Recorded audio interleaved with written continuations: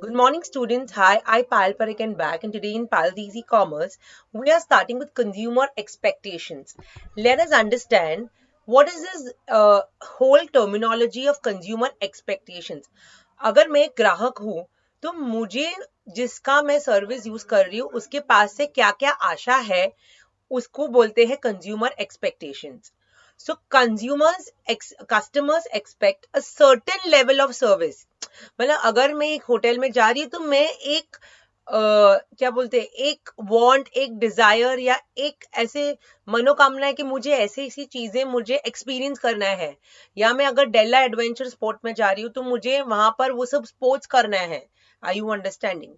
So customers expect a certain level of service from the service provider, and that is known as consumer expectations.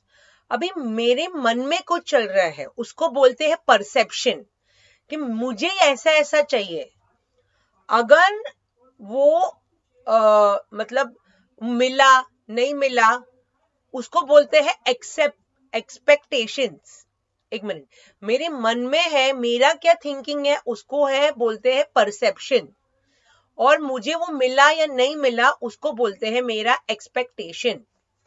तो there are types of service expectation. There are two kinds of service expectation. जो मुझे मतलब मैं जो expect करके जा रही हूँ कि जो मुझे मिलना चाहिए वो मुझे मिल रहा है या नहीं मिल रहा है, उसकी दो कैटेगरीज है. पहला है डिजायर्ड सर्विस. डिजायर्ड सर्विस क्या होता है?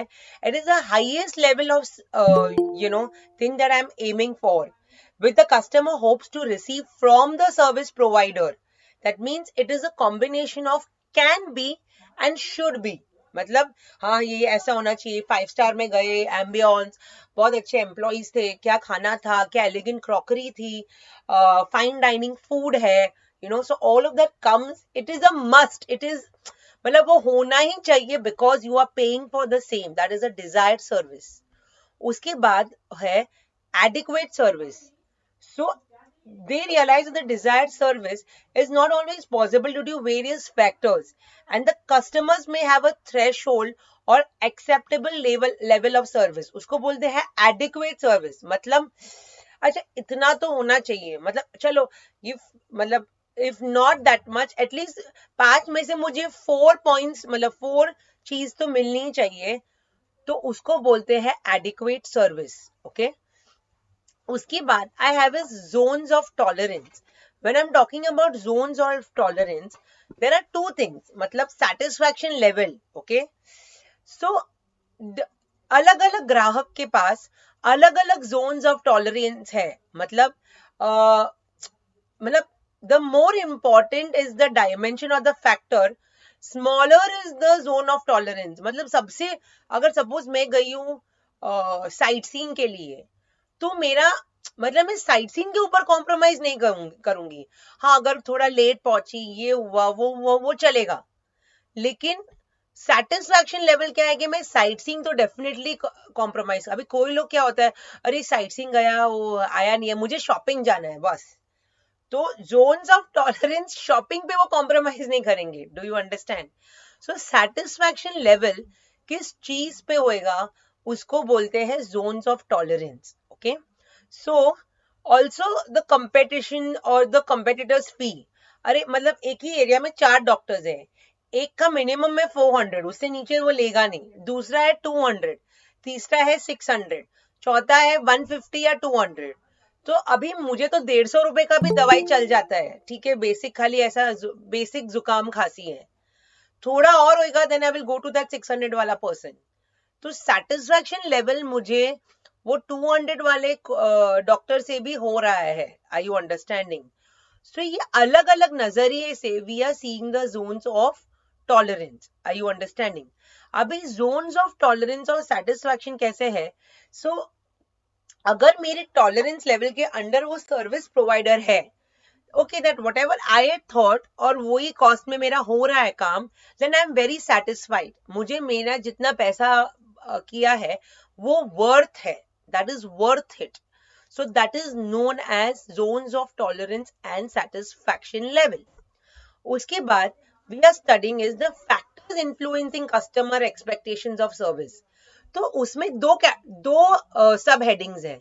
पहले है desired service expectations and second one is adequate service expectations. So let us begin with the desired service expectations. First one I have is the personal needs. तो ये जो customer expectations है उसके लिए I require is personal needs. For instance, a very hungry person may expect quick service. Arey, get the food fast. I don't care anything else. And a socially inclined person would expect music, dance, food at a tourist resort. ऐसे camping हो गया, ऐसा ये कुछ हुआ, कुछ bonfire किया. You know, they will expect lot of things. उसके बाद I have is the personal service philosophy. तो यहाँ पे क्या है? Customers who are themselves to service business or who have worked in a service firms in the past may have a strong service philosophy. मतलब नहीं, he has to give this thing or they have to give all this. It's required only. Are you understanding? Or the waiters have to be the best because they know my order. I don't want to keep repeating everything now and then. उसके बाद I have is influence of others. मतलब ये क्या है?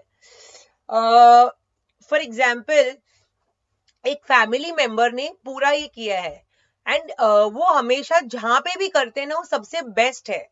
तो उनको पता है कि जहां पे भी वो लेके जाएंगे ना कुछ देखने लायक ही नहीं है. मतलब it is the best. So that is influence of others. उसके बाद we have is the corporate image. That means जैसे customers have the highest level of service expectation and from whom it is going to be from the firms that enjoy like a very good image. For example, when I know that I have been booked with a Taj, अभी ये सब lockdown में इतना सारा अच्छा deals था ताज का. So people know कि जिसको पता है कि मतलब मुझे मतलब they have taken all precautions, they have got very very good deals. So that is like a because and they have got a very good hospitality also for that deal. So that is a very good corporate image. उसके बाद I have is price or fees charged. So for example, students would expect desired services from those institutes. Like for example, as I told you last time also, when I'm in the IIM, I have that thing that जितना मैं मेरे पढ़ाई पे खर्च कर रही हूँ मुझे उतना वो पे पैकेज चाहिए. So that is the return, that is the minimum expectation that I have. उसके बाद I have is the educational level. For example,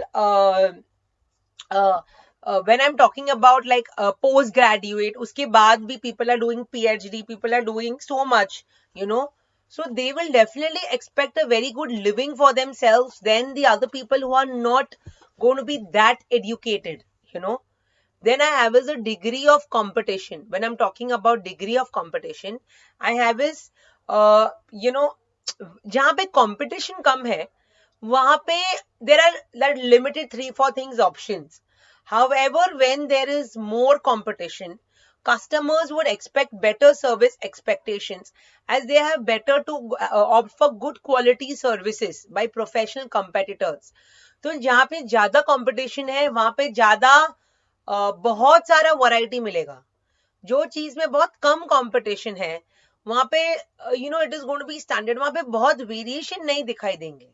Like for example, like when you're talking about trains, so that is like a monopoly. You will not have okay यही चल रहा है और वैसे ही है. हाँ अभी क्या आएगा, मोनोरेल आएगा, मेट्रो रेल है, वो हिसाब से things would be there, like few variety. Then I have is adequate service expectation. Customers self perceived service role. तो यहाँ पे क्या है, when a customer gives clear instructions to the waiter regarding the extent of spicy food or such instructions relating to the food to be served, such a customer raises the level of adequate service. Are you understanding? Perceived service alternatives. So if multiple service providers are available, the customers may raise the level of adequate service. That means the level of adequate service has to be there. That means अरे ये hotel तो ऐसा ऐसा दे रहा है, so it is the perceived service alternatives. अरे मैं अगर ये आइटनरी ले रही हूँ तो उसमें मुझे 2 दिन एक्स्ट्रा मिल रहा है सेम कॉस्ट पे. तो मेरे पास ऑप्शन ज्यादा है बिकॉज मैंने 8-10 जन से कोटेशन मंगा के रखे हैं और हम लोग 20 जन का ग्रुप है. So we were like okay we want this also and we want this also. So perceive मेरे को ये भी चाहिए बिकॉज ये सर्विस प्रोवाइडर दे रहा है. So that is known as the perceived service alternatives. उसके बाद I have is temporary service intensifiers. So breakdown in office equipment during a busy period may raise the level of adequate service expectations from the maintenance of service provider. That means अभी यार ये Aquaguard नहीं चल रहा है, ये washing machine नहीं चल रहा है, you will straight away complain. मुझे 2 दिन में उसको ये मतलब ये मुझे ये करना ही है. So these are known as temporary service intensifiers. You want that, you have bought that brand because you want a very good after sales service. Okay. Uske baad I have is the situational factors. Now when I'm talking about like suppose abhi, like you're expecting an earthquake in Bombay, or there is floods in Bombay, or there was that cyclone kind of a thing. तो what we will expect कि telephone services best होनी चाहिए, internet best होना चाहिए, तब you know because वो situation demand करता है. You will have to stay in touch with your own kith and kin. May be आपके सबर्ब्स में मतलब किसी कजिन को ज्यादा कुछ अफेक्ट हुआ या वहां पे बहुत पानी भर गया है and you want them to save. So all of these are situational factors. The 14th one that I have is the predicted service level. Now say for example, if I say that if the customers predict good service, their level of adequate service are also going to be higher.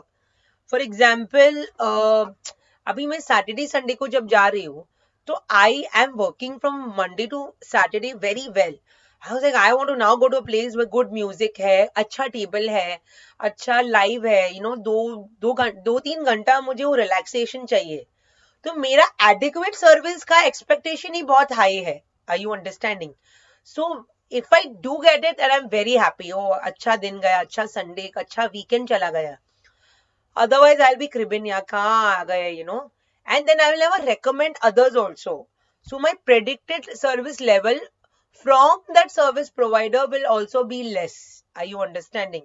So I hope students this concept has become very easy, and the source for the same has been taken by me from Manan and Vipul Prakashan. Thank you, students.